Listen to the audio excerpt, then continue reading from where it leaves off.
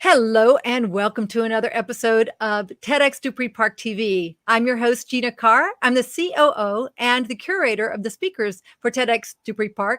And I'm also one of the sponsors and clearly your host today. So I am delighted to be here, and we are going to be joined by some amazing people that you're going to love getting to know. They have such passion about what they do, and we're eager to share them with you on our stage at TEDxDupreePark at Mad Life Stages and Studio in Woodstock, Georgia on November 20th. But until then, we thought we'd bring them to you here through all these different channels that we have. We're broadcasting on Facebook and different places, pages and groups, and we're broadcasting on Periscope, Twitter through Periscope, and on YouTube, and maybe a few other places too. I'm not sure if we're quite reaching Neptune yet or not, but we're reaching you, and thank you for watching today. Please click that little share button underneath and share it onto your personal profile or into a group that you think might enjoy this. As well, please comment below, and then we can feature your comments. And if you go to, let's see, StreamYard.com/Facebook, we'll be able to see your face whenever you post, because it will register in the StreamYard system. So with that, I'd like to bring on our organizer. The reason that this has all come together, all these wonderful people that are putting on TEDxDupreePark and being part of TEDxDupreePark, and that's Steve Monahan. Steve, how you doing today? Hey, I'm fine, Gina. How are you? Oh, I'm doing great. It's a wonderful day in Orlando, one of those Chamber of Commerce beautiful days. It's pretty here in Atlanta, too. It's about high 70s. There's a guy with the leaf blower out in front of my house. Can you hear that? We cannot. Oh, okay, good. Okay.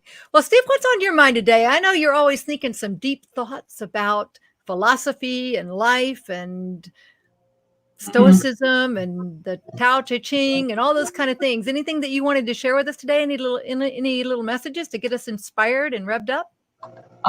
Well, one thing was just kind of fun. Actually, I was studying Sanskrit. I've read deep books on philosophy for years, and it would always be a Sanskrit word, and I could never figure it out. So I thought, I'm just going to try to study it.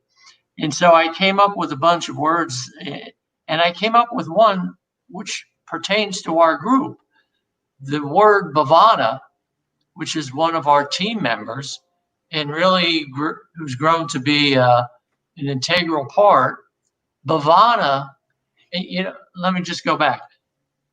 Our theme is seeding greatness. It's about planting trees. It's about pollinator gardens. It's about great ideas, seeding great ideas. So it's all on that theme. And I came across Bhavana, and her name actually means cultivating in Sanskrit. And I thought, wow, isn't that interesting? Because her and I really connected. She really connected to this. And I don't even know if she knows it. I'm sure she does. But I thought, there's just another serendipitous thing that's connected so many of these people that have come on this team. So anyway, I just want to share that. You there, Gina? I am. Okay. Sorry about that. I almost pressed the wrong button. Gotta love technology, right? Yeah. Well, let me. I love that, and yeah, what you said about Bhavana. How beautiful is that? Now, I don't know much about Sanskrit, so what is it? Sanskrit is 3,000 years BC. It was a language, ancient language. It was really of the Deva gods, when what they believe, the Hindus at that time, that it was the language of the gods for people to use for poetry and for communicating. It's considered the most precise, perfect language. Later came Latin, and so it's really an old language. And it's even relative to things like the Bhagavad Gita, different books. The one Oppenheimer, when he made the atomic bomb, he said that, it was quite a death that he had brought to the world, and he was quoting Sanskrit. So it goes back a long time. But it's just an interesting language. It's a perfect language. Very exciting. And Bhavna has said she's impressed with your research. And of course, she said that the word does have deep meaning. So how beautiful, how wonderful. And we're so happy to have her as part of our team. She's sort of our sponsor shepherdess, helping the sponsors get up to speed on all things going on with TEDxDupreePark. And so, Bhavna, we love you, girl. All right. Well, we have an amazing show today, and I'm going to work on saying amazing. That's my favorite word right now. So give me a couple of other words to say besides amazing, Steve. Exceptional. Exceptional. Okay. Well, certainly that is the case with our first speaker today. He is quite exceptional. He came across my radar quite some time ago when I started getting into plant-based living, and I saw this summit, Food Revolution Summit, and I thought, food revolution, that's what we need. People need to understand that the way we're eating, even though it's what everybody thinks is normal, is really just not normal and not right, but there needs to be a revolution. So I am so happy to bring on our first guest today, the exceptional Ocean Robbins, to talk about Food 3.0 and what he's doing to help people understand more about food and what we need to be eating these days. Ocean, how are you today? I'm great and so happy to be with you. You know, of course, we were going to be having a TEDx event happening a week or two ago, and now, you know, life is what happens sometimes when you make other plans. But here we are virtually sharing some of the insights and wisdom with the world, and I'm so grateful for the opportunity and looking forward to when we can convene for this TEDx event safely at some point in the future. Well, terrific. I know you just completed your, well, give us the stats. I know you're kind of a numbers guy. So how many years have you been doing Food Revolution Summit, and how many people participated this year? Well, I've been hosting the Food Revolution Summit with my dad and colleague, John Robbins, for the last 9 years. And this year we had our biggest summit ever, pretty much. We had 310,000 active participants with us right to the end, highest attendance ever. And it just was such a powerful message to me that so many people are not, we can get beaten down by life. We can be overwhelmed by problems, but at the end of the day, you know, if life knocks you down 5 times, you get up 6. And a lot of people are saying, I don't want to be at the mercy of the medical system, of government, of insurance companies, of big pharma for my health. I want to learn what I can and take responsibility so I can make the best choices. And that's what we're all about, is sharing that information. So we hosted a Food Revolution Summit earlier this month where we brought folks together and shared some of the latest experts' advice on how you can be healthy and thrive and have a strong immune system in pandemic or no pandemic. And I think it's that health is more important than ever right now. So it's time to take charge in every way we can. Yes, Steve, I know you have a lot of questions for Ocean because you're the one who introduced me to Forks Over Knives so many years ago and helped me understand the power of plant-based living. And, you know, you told me to go get that book. I went straight to the bookstore. I got it. I read it, and it just didn't click with me. I still kept eating things that I shouldn't be eating. So tell us a little bit about, or ask your questions to Ocean, please. Yeah, Ocean, with the pandemic, are you seeing a shift quickly to people paying more attention to you? I saw something that plant-based food sales. I have a magazine I just started called Veganicious. So I get this information called Curated and Sent. And it was that plant-based sales for this period compared to last year was up 70%. So people are kind of getting it. Are you seeing that? Yeah, you know, you can find statistics that tilt in any direction at different moments, but broadly, a lot of people are taking in a heightened interest in their health. They're also taking a heightened interest in saving money. And generally, people who eat a plant-based diet are going to save some money. Why? Because it's so much less resource intensive. When you produce meat, you need a lot of land, you need a lot of inputs in order to create that because you're going up the food chain. So plant-based generally is more sustainable and it's more affordable. And it's also healthier for our bodies because turns out that eating more vegetables and eating more whole plant foods leads to longer life expectancy and better immune health. So a lot of people are taking this opportunity. People are cooking more generally right now because obviously there's less restaurant meals happening. And that can be a good thing. Now, some people are pigging out on the TV dinners, and that may not be such a good thing. But for folks who are actually taking a little time in the kitchen to learn how to make friends with their pots and pans and their fridge and their stove and learn how to make friends with good recipes, this is an incredible opportunity. And a lot of folks are seizing that. A lot of people are growing gardens. That gardening is exploding right now. And, we could have a new victory garden movement. I don't know if you realize this, but the Spanish flu pandemic, which killed, about 60,000 people worldwide, 650,000 Americans, killed far more Americans and far more people than World War I did. And it came right after. It led to the first mass global experiment in social distancing. And one of the things that came out of that was victory gardens. There were a whole lot of backyard gardens getting planted to help people make it through that time. And those continued right through the Depression, right through World War II. At one point, 40% of the vegetables in America were grown in backyard victory gardens. And so I think we're seeing a reignition of some of those same principles right now, where people are insecure about the food supply.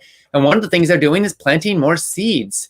And that's the good news. If we can come out of this time with healthier habits, growing more of our own food, eating lower on the food chain, then in the long run, maybe we'll make something good out of it. Maybe all this suffering doesn't have to be totally in vain. Maybe some silver linings or some positive things can come out of it. At the same time, a lot of folks are scared. They're binging on junk food. They're opening too many packages of cookies and chips late at night while they're stressed out. So one of the critical principles we teach is how to calm your mind so you can make wise choices so that you're not at the mercy of your worst instincts, which tend to come up when you're scared. And you can make the choices that really affirm your values and your self-love and your self-care, because this is a time for a lot of compassion and a lot of wisdom and a lot of intention in the choices we make. The more stressful things are, the more important it is to have a low center of gravity, to make calm, wise choices, and to create healthy habits. All right.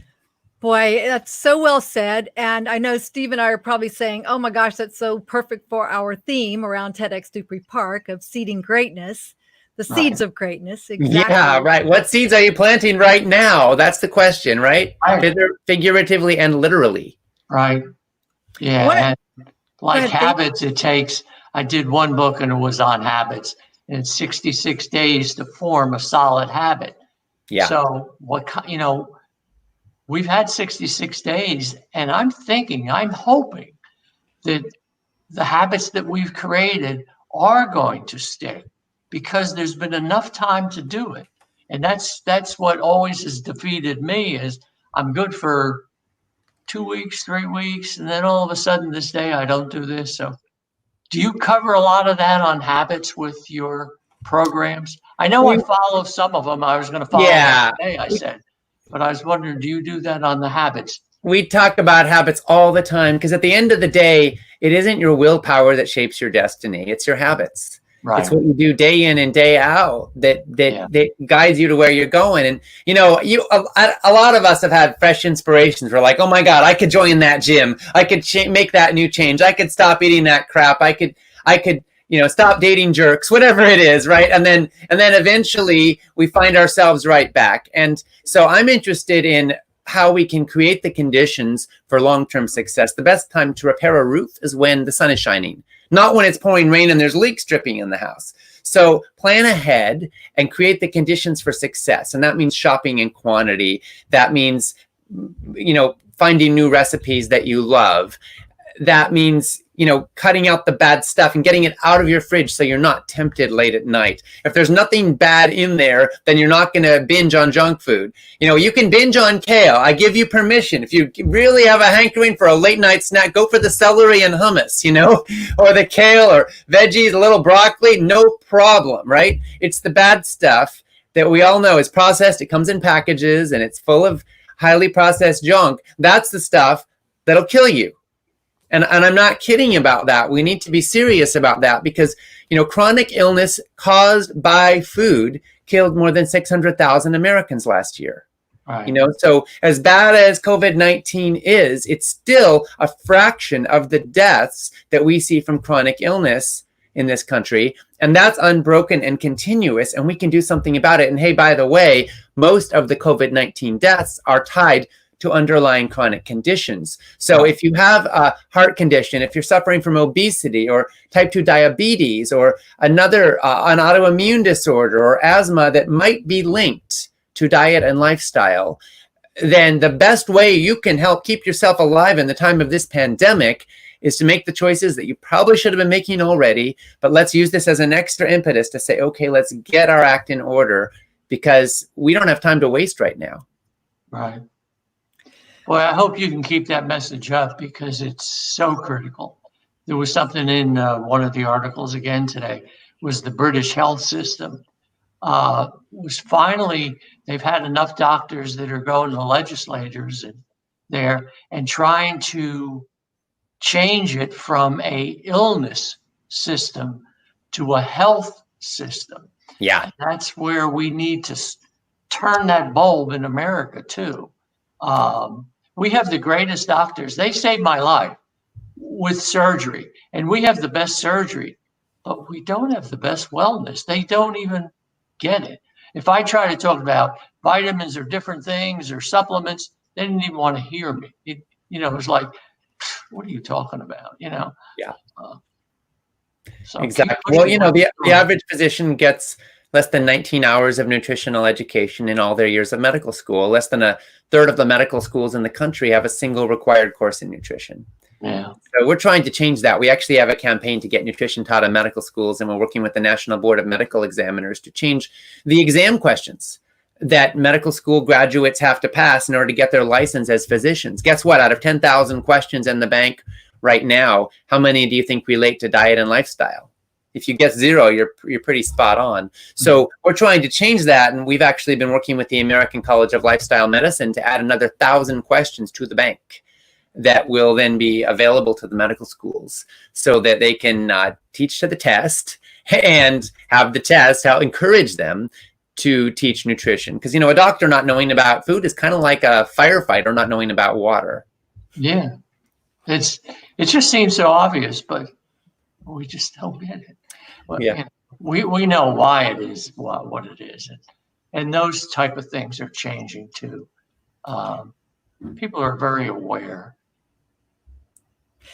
Yeah, Ocean, every time I hear the COVID stats, probably the same thing's going on in your mind. What if they were doing these kind of countdowns every day with these chronic, deadly conditions that are avoidable, that people in other countries don't experience, people in other areas of the world where they don't and never have consumed the foods that we consume here.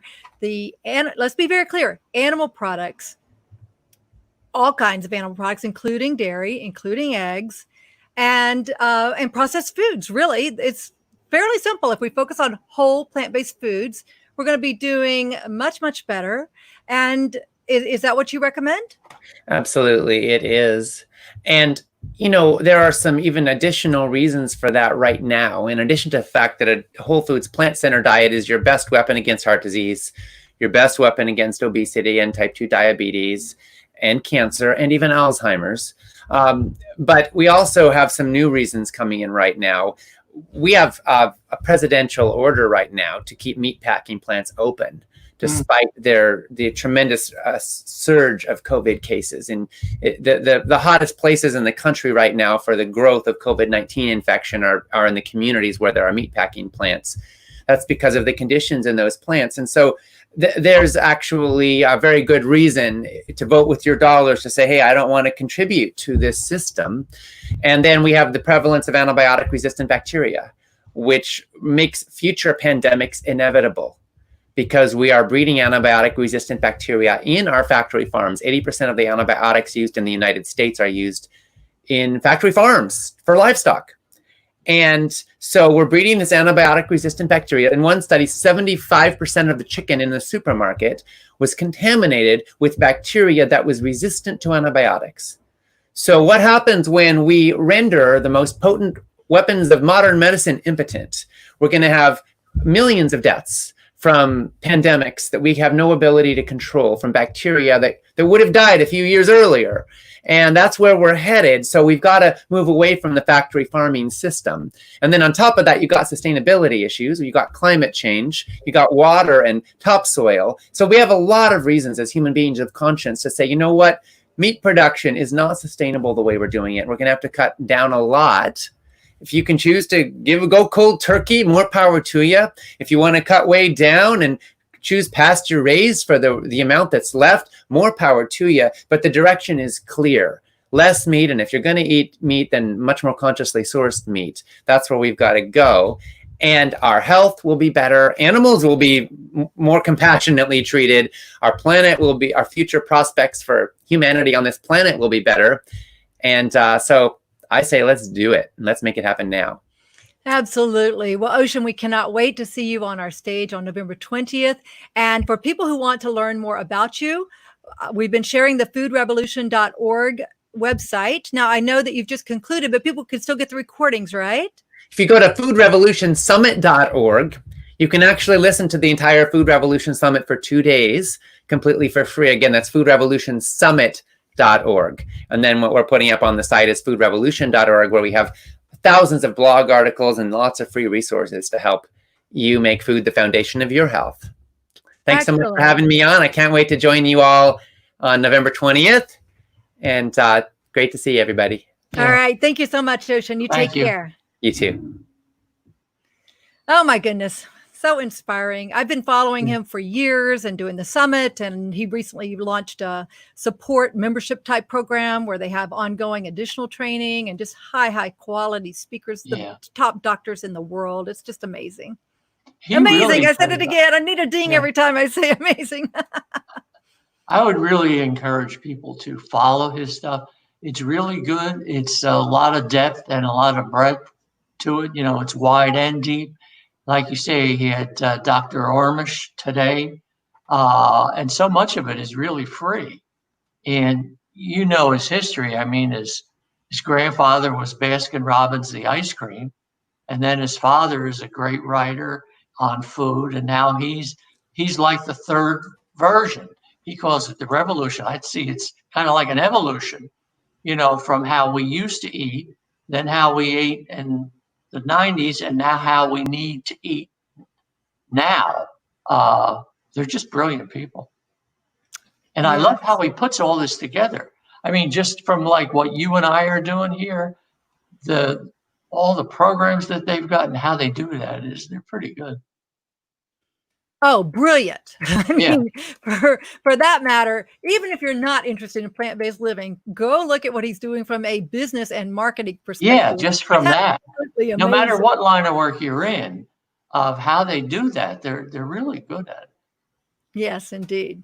Well, speaking of another person that I admire so much, we're going to bring her on in just a second, but I want to tell everybody, go to our website, TEDxDupreePark.com, and you can get social media links for our speakers and all of the guests that are on today. You can find out more about them. You can see their bios. You can learn about our event, and you can get on the wait list for tickets. I mean, we may have a ticket or two available right now because we sold out. And then with COVID, we had a couple of tickets that people had to move and such. And so they needed, they asked for their money back, and we graciously gave it back. So we do have just a couple of tickets out there. We're not making a big deal about marketing tickets right now. What we really need is support of our community. We do need some sponsors. So if you're interested in sponsoring $5, $10, $5,000, $50,000 would be really nice. We want to put on a fantastic event for the folks at our event on November 20th. We have some wonderful speakers coming in from around the planet, and you're going to love them. And we want to help get their message out into the world, because as you can see already from just what Ocean has shared with us, there's some really remarkable information that were ideas of seeding greatness that we're trying to get out. So TEDxDupreePark.com. I've shared it in the chat and you guys can find it. With that, let me bring on my good friend, Lynn Sherwood-Humphreys. Lynn, how you doing? I'm well, Gina. Thank you so much for having me. I'm so honored that you chose me to talk about a subject that can be really hard. I appreciate you. Thank you. Well, you just seem like the perfect person to talk about a subject that, if it's not on, it's on everybody's mind. Even if they don't admit it, it's on everybody's mind. And the subject is, I have this crazy concept that we can actually talk about death and dying. And it's fascinating because when we do, I think we can be self-centered. It's not politically correct to say be self-centered, but I want people to be self-centered about this. I think that by being self-centered as we talk about death, we can get more of what we want as we die, as we live in our final stages of life. And it's also a gift for other people. It can help remove the burdens of decision-making and regrets. And I think that's a really beautiful thing. So let's talk about dying. I agree. You know, Steve was talking about the Stoics, and there is a saying, memento mori, which I'm not sure the exact meaning, but I think it basically means you need to remember that life is short. You're only here for a while, and make the most of it. And so, and that can help us really clarify what we want in our life before we die. I think it's beautiful. I've shared with others, and it sounds strange, so I'm glad we have you on, but probably the best thing that happened for me as a human was being told I had a few months to live. Going through the dying process before that for 2 years, getting rid of houses, cars, just that mindset, and then wound up living. But each day I think of death, and it's not in a bad way, because it allows me to think how happy I am, how blessed I am to be here. And I want to let you, but we have a dog. She's 15, and each night we take from upstairs a family room downstairs, and she sleeps downstairs because she's got dementia. She wanders and a lot of stuff. So, and every time I lift her up and carry her, I think this could be perhaps the last time. But it's not morbid because I touch her, I feel her. I'm conscious of her. I'm aware of her. I'm aware of everything now. When I go out in the backyard, I literally touch the trees, the plants. I talk to them, the birds. These things I never did when I was in corporate. I was unconscious like most people. So the ability to face death is the ability to really live. So I love what your message is. It needs to be, especially now with COVID. Thank you. You know, we're planting seeds, Stephen. That's great.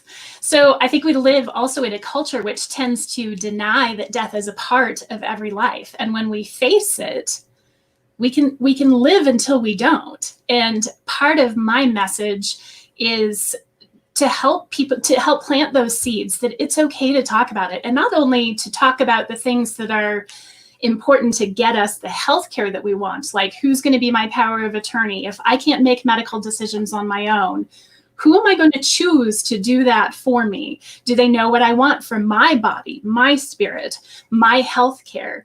But for me, I've been in some situations. I've been an ER and PCU nurse. I've been in end-of-life and hospice type caregiving for 20 years. And my daughter passed away 2 years ago. And it was a gift that, well, excuse me, so hard to talk about. I'm fine until I start saying it.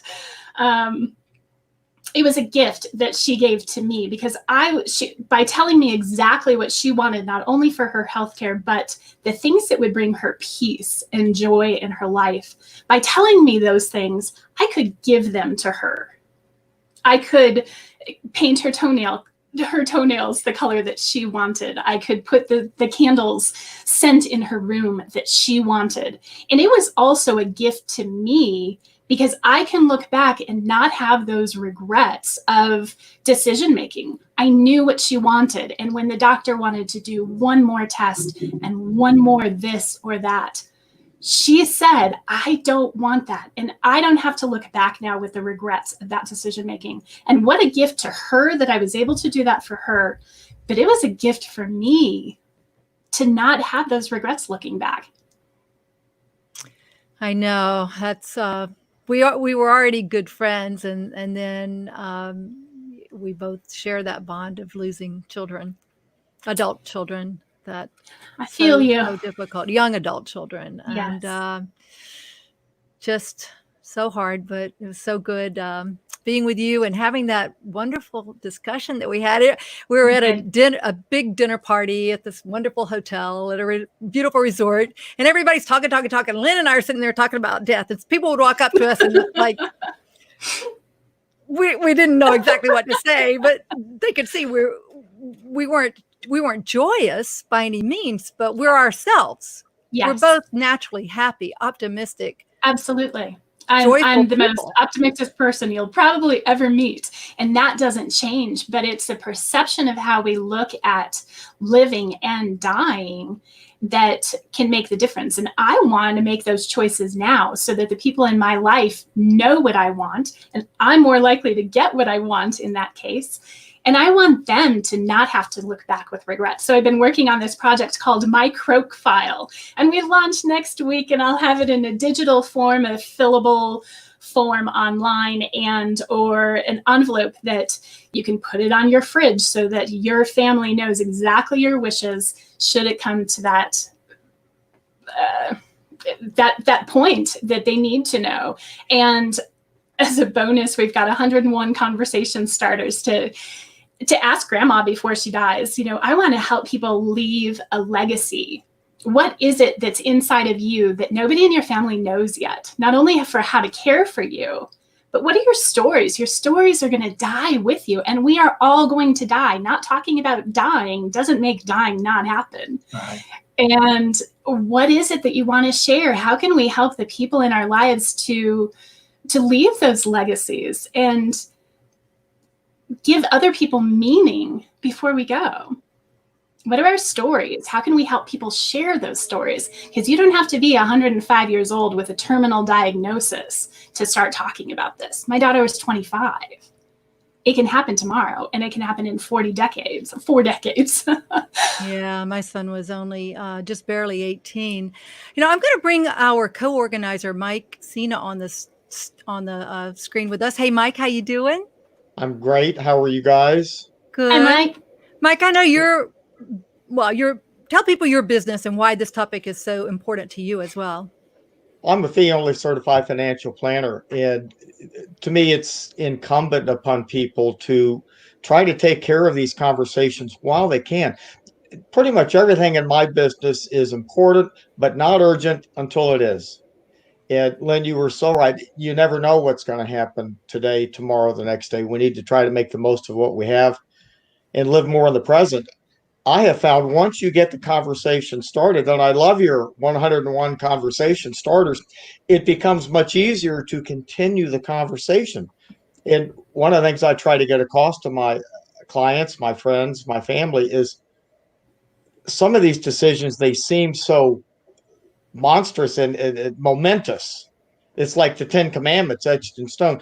You can change this stuff as your life changes. But once you start having the conversation, it makes it so much easier to continue the conversation. And as things change, it's very simple to change a will, to change a healthcare power of attorney, to change a financial power of attorney. It's a necessary ingredient in today's life. One thing I will bring up, I'm sure it's in your kit.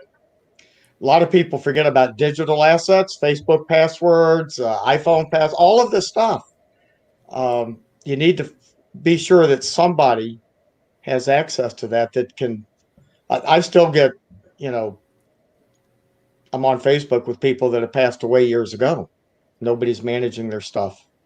So bless you and thank you for what you're doing. Thanks so much, Mike. It's an honor. Lynn, could you hold up that croak, the physical version of the croak file?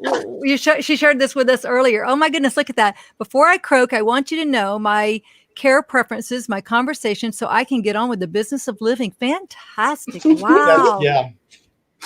Now, does it Thank actually you. have a will in there and living will and the documents that someone would need, or on the digital version, will it? So yes, short answer, yes.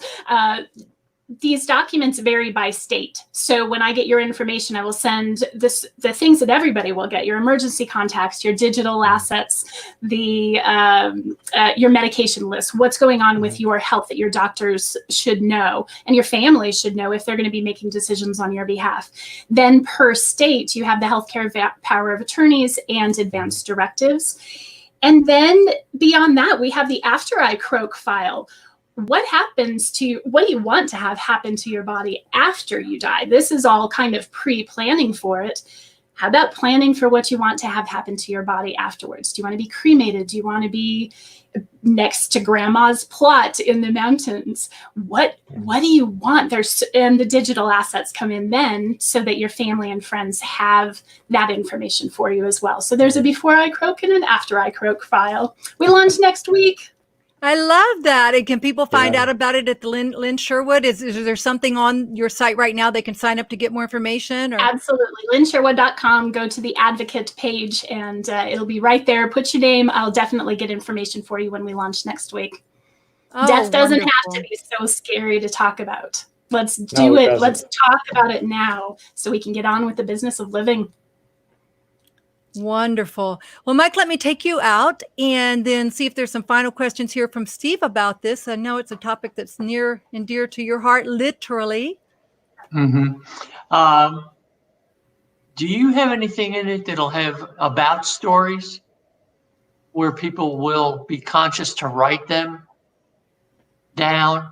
I have no regrets, but one thing I wish I would have spent more time talking to my mother and father about their life and what they wanted out of life, and what were their hopes and dreams when they were at a certain age.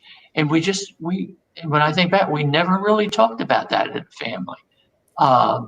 So if you had something in that that'll prompt them to do that, that would be a great, and it would be a good way to start it too. Absolutely. And then just the natural progression. So, I think the 101 conversation starters is right along that line. So in this particular packet, it's in that format to sit and have the conversations. But I'm also creating cards, like playing cards with a question on it. So when your granddaughter comes to your home after school, when we can have school again, then what can you talk about? She can pick a card and ask you. You can talk about those memories one at a time and have those conversations. And I love your concept about writing it down as well, looking at a journal. One thing I love with my grandparents is the handwriting samples. And I'll come across something that my daughter wrote to me. The handwriting samples, her handwriting was so unique, as was she. And the concept of writing it down and talking about it, I think both are really important. Good insight, Steve. Well, one thing we'd like to do, we're very unique. This is just not a one-time thing we're doing. I mean, we're doing pollinator gardens. We're going to be planting trees. We're doing the TV show. We want to do this for years. That's why we really want sponsors. So it's unique even among TED, which is unique. But if you could give us information on that, because we would like to share with our community, because that's something they're not going to bring up. You don't know where, you're not going to buy it in Publix. Where do you buy this stuff? So how do it's such a good thing you're doing that we would really like to do that. Like we're sharing with people how to do pollinator gardens. And this would be good. We need to remember that, Gina, figure out how to do this. Thank you. I'm all in. This is from my heart. It's nice to be able to do what you love. And it's not ever something that I thought would be my career path, but I'm so thankful to be able to share the stories and help people connect with what it is that they want. I'm just honored. Well, thank you so much, Lynn. It's been a pleasure having you here today, and especially in this tragic time when people are more focused on living and death than normal for so many reasons, but mainly because of this pandemic that we're going through right now, that people, I think, really are taking stock, and hopefully they'll start eating like Ocean recommends and thinking like Lynn recommends. And the more we can get these wonderful big ideas out into the world, the better. So thank you so much, Lynn, for joining us. Thanks, Thank you, Gina. Lynn. Bye, Steve. Bye. Oh boy, we picked some good ones, Steve. Yeah, the speakers really are good, and they really touch on deep humanity subjects. And it's going to be so important in November to go through these things and keep them. So just fortuitous how it came together, and it just keeps growing. Well, our next speaker is one of our coaches, but I'm not seeing him in the waiting room. So we're going to move on to talking about sponsorships.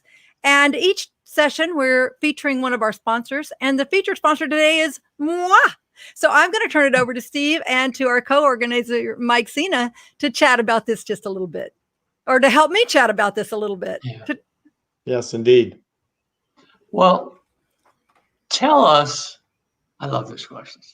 Tell us how you got interested in TED and why you decided, with all the things you're doing, and you're like me, you've got a million things going. One thing I wanted to say, we used to call it, you and I, shiny object syndrome.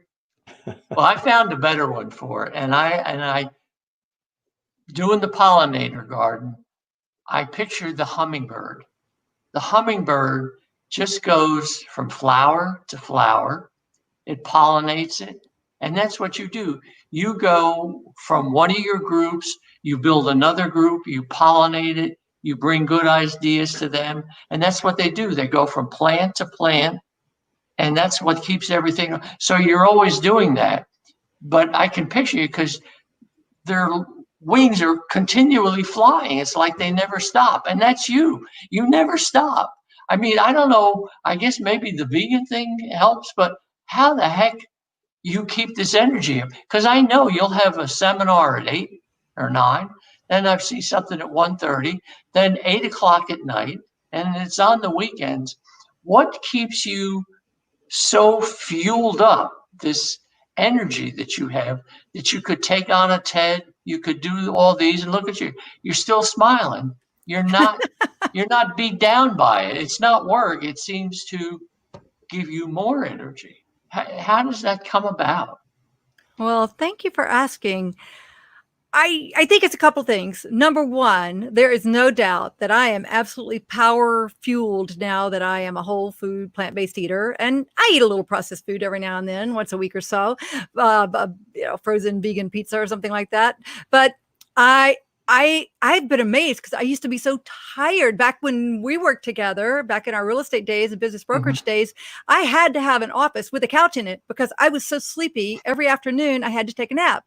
Well, I've learned what energy powers my body and what keeps me going strong. And yeah, I often get up around 4 and I'm going strong till 9 or 10. And so that's a big part of it, is what I'm putting in and what I'm fueling myself with right now. And mostly it's whole food, plant-based veggies with a little bit of hummus here and there and a little bit of balsamic vinaigrette and that kind of thing. And I never knew. It's like Ocean talked about, that doctors don't tell us about, because they haven't studied, mainly. They don't know about nutrition. So I had no idea how much nutrition could affect my body. And so that's a big part of it. And then the other part I would say is that I'm pretty mission focused, and I believe what I'm doing right now in helping so many people get their message out into the world through TEDx and through the Video Rockstars program that I created. I'm just so excited about that because I know all the people I'm working with are spreading good into the world and helping other people. And so personally, years ago, I defined that my mission was to empower and inspire millions of people around the world. Well, I'm doing that somewhat directly. I haven't quite reached millions on my own, but through the wonderful people that I'm working with their heartfelt messages, and their messages of help and inspiration and empowerment, I'm helping more people. So it's this little ripple effect that goes on, and it literally does get me really charged. And I spend time envisioning this each day, and it just gets me going, gets my fire lighted. Plus, I love interacting with people like this, like you guys. This is wonderful. Yeah.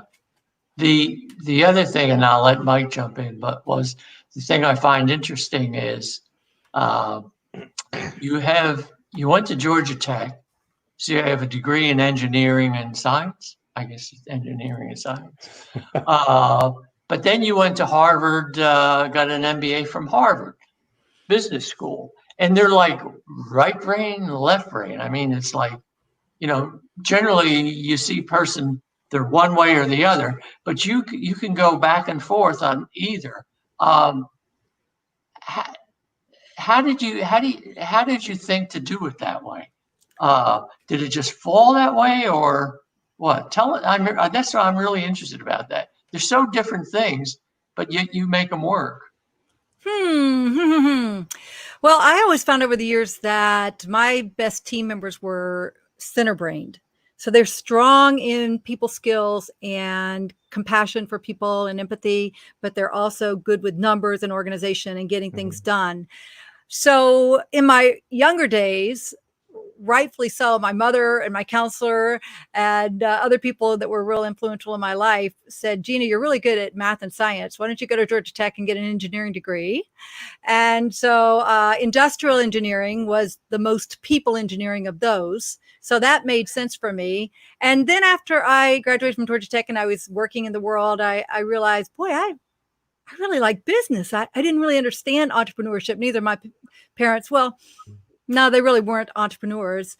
And I didn't have much exposure, but I said, I really like this business thing. And someone I was very close to had gone to Harvard Business School, and I had gone up there to visit him. And one thing led to another. And that's the only school I applied to. It wasn't I just wanted to get an MBA, but I thought, well, I'm going to apply. If I get into Harvard for their MBA program, I am going. And that's what I did. And I'm very grateful that I did. Did you have any worries that you wouldn't get in? Oh, yeah. It's hard to get in. It's really hard to get in. I know it is. I know it is. But people, you've asked me, well, why did you do a TED? Or, it's like, why not? I mean, it was nothing really to think about. It's just, why not? I mean, you believe you can do anything. If you just know what you want, then you can do it. So I'm assuming that's the same thing with you. That's a huge thing to get into Harvard, but you did it. I guess you just applied, right? I did. And I was very careful with my application, very meticulous. And I guess one of the things that I knew about the people who went to Harvard Business School, or that I had known, was that they had already been real successful in business, or they were Olympic athletes, or they did something just amazing. And so I often ask myself, well, why did they accept me? Because I'd done a lot of cool things, but not overall particularly amazing. But I think what they saw in me was I had a lot of leadership roles.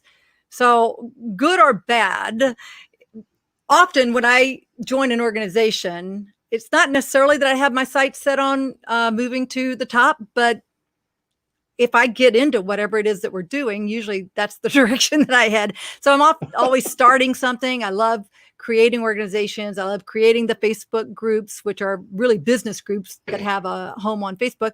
And I love those sorts of things in leadership roles. So that's been real helpful to me. So I think it was more of a strong in leadership was why they brought me on. And what helps me today in my video Rockstars, which I know Mike does a lot of video, and I thought it'd be good for him to share his experience with video and how Video Rockstars could have helped him if we'd been around when he was getting going.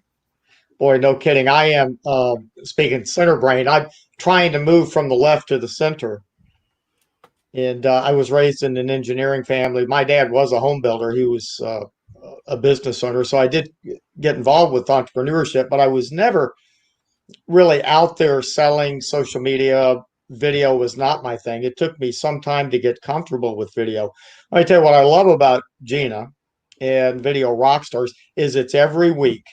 and it's a collection of like-minded people that have terrific ideas, and we're all sharing what works and what doesn't work. Each and every time that I am able to join, I learn something new. There's a good tip. And the other part of it, to me, which getting back to, is it's every week, it's repetition. And a lot of the things that we have to do when you talk about changing habits, you have to work at it.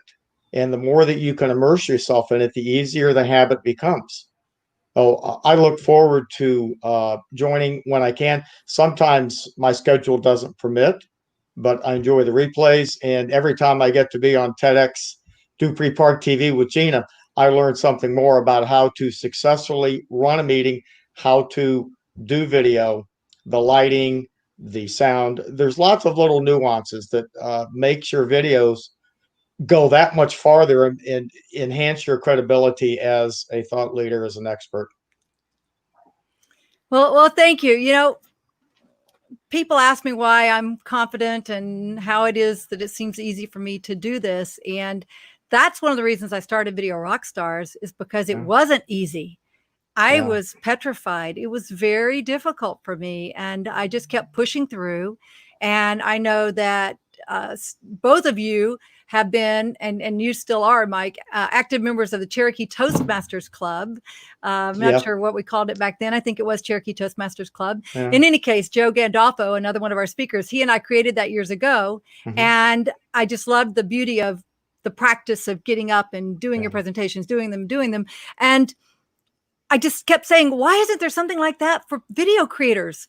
Why isn't there a place that we can go and practice and get feedback and be more confident and that sort of thing? And so essentially that was the beginning of Video Rockstars. It's grown now into more of not only helping with those things, but also helping with the monetization. How do you create online courses and membership programs that are video based that help you? So that's what Video Rockstars is all about. We've shared the link there, videorockstars.com. I'm proud to be involved in TEDxDupreePark as a sponsor, as the COO, and as the curator. And so, I just love it. I love being part of it. And I'm so glad that I'm here. And I see that our last speaker, here he's coming. He's coming in and out. I don't know. He must be having some difficulty with his connection, but if we can bring him on, we will. He's also, I understand, active in the Toastmasters. But before we close out our sponsor segment, if you're interested in getting involved in TEDxDupreePark as a volunteer, as a sponsor, our speaker deck is full for now, but we're going to start taking applications for next year sometime soon. So just join in with the community. Go to TEDxDupreePark.com. You can find our Facebook and LinkedIn and everything from there. Just plug in with us, ask how you can help, and believe me, we'll find a place for you. Just as we found a place for our next guest, Mr. Jeff Snow. Jeff, welcome aboard. How you doing? I'm doing terrific now. Thank you so much. I appreciate it. Thank you for your patience. I'm looking directly at the Comcast truck across the street that keeps disconnecting. Nice guy, though. Very nice guy. Anyways, Mike, Jeff, could you get just a little closer to your microphone? I can hear you, but just barely. So you might have to pull it a little bit closer so that we can hear you, or otherwise just speak up a little bit. So your Comcast truck is across the street. They're fiddling with your connection. And you've been going, you guys, I could see the backstage from here. It's like he's walking off stage and he's walking back on. He's walking back off. So you may disappear at any second. I'll shut up so you can tell us about yourself a little bit, Jeff. Sure. I was asked to be a coach for one of the youngest people that's going to be in the TEDx talk for the TEDxDupreePark. And I was so excited about that. And I met the young man, Bryce. And Bryce is a very intelligent young 13-year-old that when I heard him speak for the first time, I was so excited about it that I wanted to hear him in a setting that would be something of a challenge to him. So far, he has attended 4 Toastmaster meetings, and he has presented his talk from scratch, from memory, no notes, and has done a phenomenal job. Now, I say all that because part of what I like to do is to see people become successful, gain confidence, and be able to stand in front of other people, which is something that's hard to do for a lot of people, and be able to stand up in confidence and be able to project what they're interested in, what they're all about. For instance, your previous speaker, Lynn, was speaking about death. And it's kind of interesting. My wife passed away 2 years ago, and I kind of wished I had known her back then. It would have helped me get through what I'm getting through, plus my children and grandchildren, etc. And then I watched Mr. Robbins, Ocean Robbins, and thinking about going back to being a vegan. I was a vegan for a short period of time, and then just Burger King just jumped out in front of me. So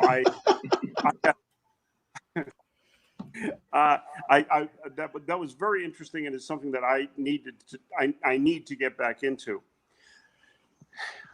Then also Lynn was speaking about having a will, etc. And one of the things that I do, one of my businesses, is Legal Shield, and it's a very interesting thing.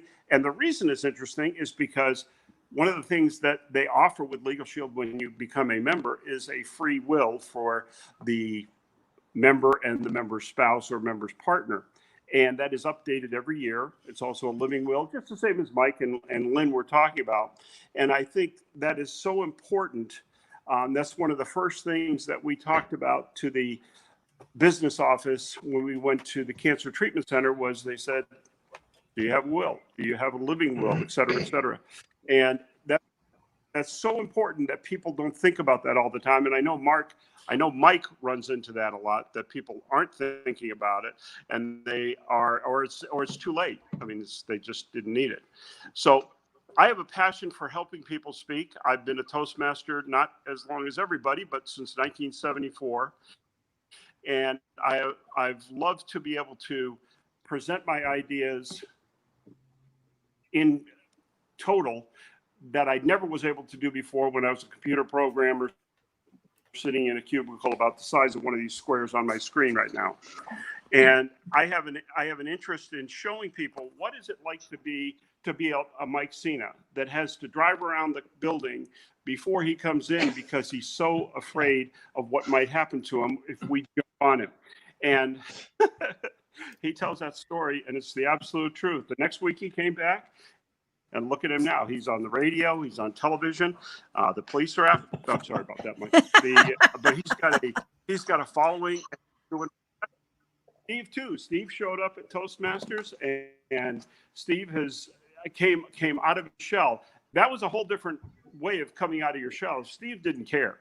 He just did not care. He just moved forward the entire time he was with Toastmasters because he had come from a situation. Well, I met him right after he had gone through the bad parts of his medical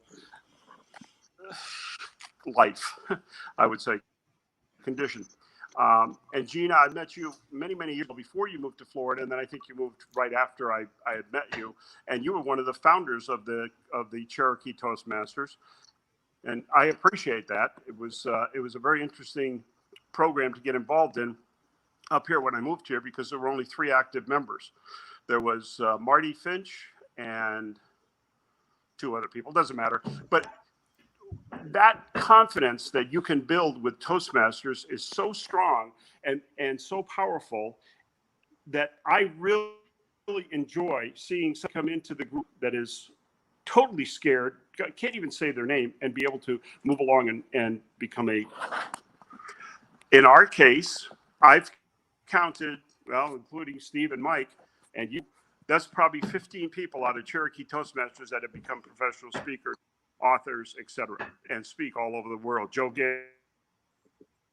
Gandolfo, Kathy Wendland, there's a whole bunch of people. And so excited about it. I think it's a great thing for people, because a lot of them are, like Mike was in the closet. He was a closet confidence builder. And now look at it. Jeff, you're breaking up a little bit. I am going to take you off screen right now, and we'll continue chatting. So what else, Gina? Oh, okay. I can hear you now. You're back? Can you hear me? We can. Well, Jeff, if you can hear us, we just want to say thank you so much for all you're doing. And Lynn put up a comment here about coaches. So she's working with a different one of our coaches.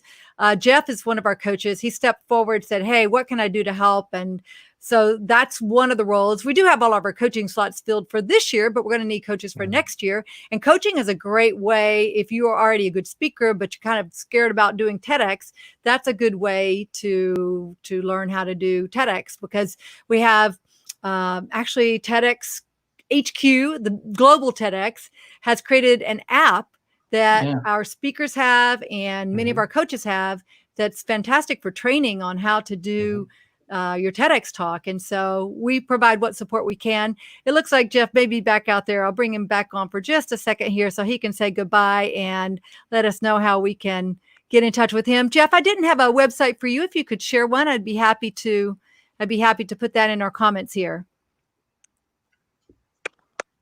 Nope. All right. Well, I guess Comcast got him.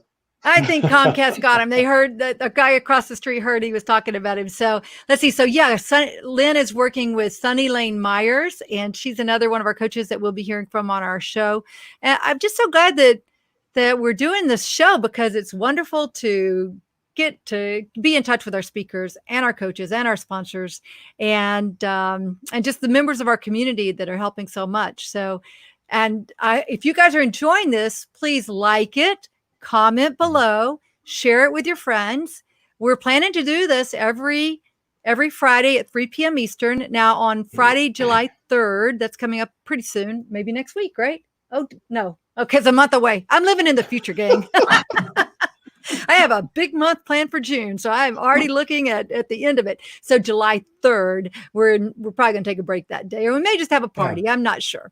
But otherwise, we're going to be here every Friday afternoon at 3 p.m. Eastern, and love to have you join us. I'm going to ask Mike for parting words and Steve for parting words. And then if there are any final comments that you guys would like me to highlight as we're still out here live, I can do that. Just put them in, because time's running out. We're going to be wrapping up in just a few seconds. And Mike, parting words.